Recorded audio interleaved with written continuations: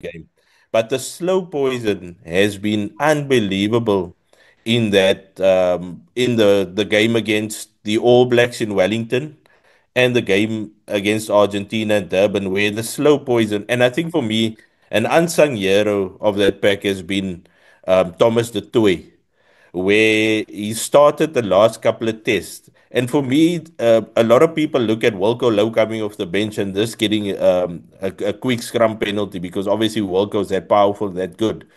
But you obviously have to set the platform for that assault in the second half with the Mm. guys Ah, starting ja. because it's not easy to get a scrum penalty from the get-go at the start of the match because both packs are still fresh, and it's basically a 50-50 ball at the scrum.